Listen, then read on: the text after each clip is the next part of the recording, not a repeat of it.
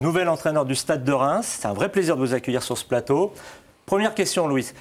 3 jours après la défaite d'Ajaccio, est-ce que vous avez vraiment analysé la performance de votre équipe? Est-ce que vous auriez pu ramener 1 point, voire 3 points? Oui, on aurait pu ramener quelque chose. Je pense que sur les 90 minutes, sur le contenu du match, je pense que les garçons ont démontré pas mal de qualité.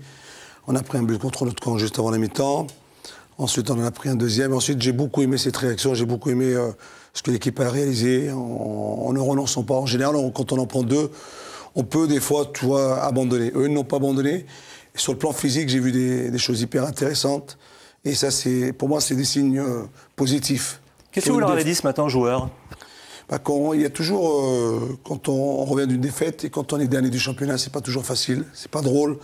J'ai déjà vécu deux situations de la sorte en Espagne. Il faut toujours positiver, parler, essayer de relancer, essayer de capter, d'essayer de trouver les mots, d'essayer de créer par le travail des situations de jeu qui puissent les remettre, qui puissent leur redonner confiance. Je pense que on a tous, dans le sport, on a tous besoin un jour d'un déclic, d'un exploit, de quelque chose pour nous redonner confiance pour pouvoir y arriver. Est-ce que vous pensez à d'autres arrivées dans le cadre des transferts aujourd'hui au Stade de Reims? On peut penser qu'il peut y avoir 1 ou 2 arrivées qui peuvent arriver d'ici la fin de la semaine. Ils ne pourront pas jouer contre Strasbourg, parce qu'ils ne peuvent pas. Le match avait été reporté hier. Des noms déjà, on sait? Tout le monde sait que j'ai une petite, pour le petit Sankaré. Oui, milieu gauche du Paris Saint-Germain. Oui. Et on parle d'un défenseur central. Ça peut être Thiam, comme ça peut être d'autres noms. Alors, Luis Fernandez, le classement.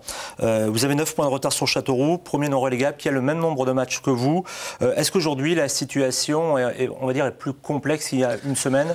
Elle est difficile, compliquée. Mais quand on regarde un peu le championnat de cette Ligue 2, on sent que de match en match, il peut se passer pas mal de choses.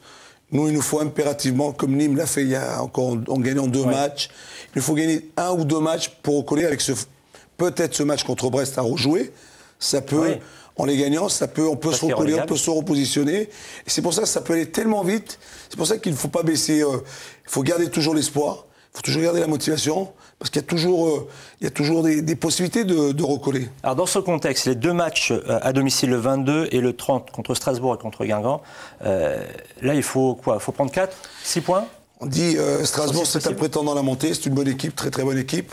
Guingamp est une équipe qui a peut-être le profil sur lequel on peut peut-être éventuellement faire ou prendre des points. Strasbourg, ça me paraît difficile. Mais je pense que si on a un stade plein, ce que je souhaite, ce que je demande, c'est qu'aux supporters et moi, pendant 90 minutes, c'est d'aider leur équipe, d'aider leurs joueurs. C'est le plus important. Là, vous faites un appel au public pour jeudi, là, contre Strasbourg. Je fais un appel parce que je me dis toujours, j'ai toujours eu besoin de ce public. Oui. Moi, dans ma carrière, j'ai eu besoin du public. Vous avez toujours utilisé le public, c'est vrai. Je l'ai utilisé parce que je pense que le public fait partie, le supporter fait partie de la vie intégrante d'un club. Il fait partie du collectif. Il n'y a pas que les joueurs, dirigeants, entraîneurs. Il y a le public, les supporters. Si ces supporters et moi, parce que je sais que le stade peut être plein, si on supporte son équipe, même dans des périodes difficiles, ça peut jouer un peu moins bien. Si on est solidaire, ça aide, ça transcende les joueurs. Ça joue son rôle de 12e homme. Oui. Une question sur le PSG. Charles Villeneuve est quasiment sur la touche. Vous avez une réaction? Est-ce que ça vous intéresserait, vous? Non, retourner au Paris Saint-Germain, non. Pour l'instant, ce qui m'intéresse, c'est le maintien du stade de Reims. C'est la priorité, je ne pense à rien d'autre. Alors, on va parler radio aussi, parce que vous pensez aussi à la radio sur RMC tous les jours. Oui, c'est un vrai show.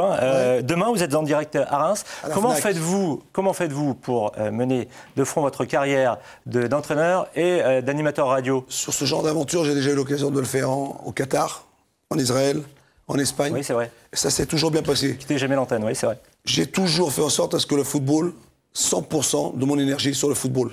C'est totalement... Mais comment faites-vous pour avoir cette énergie? Je l'ai réglé comme ça, je me suis réglé de la sorte. C'est-à-dire le matin, en arrivant, en travaillant, en étant présent à Reims, parce que maintenant je suis de plus en plus présent, je me consacre au stade de Reims. Ensuite, c'est comme on a tous des petits plaisirs, d'aller se promener, d'aller au cinéma. Moi, j'ai un petit plaisir entre 4h et 6h de prendre une antenne avec RMC depuis 5-6 ans.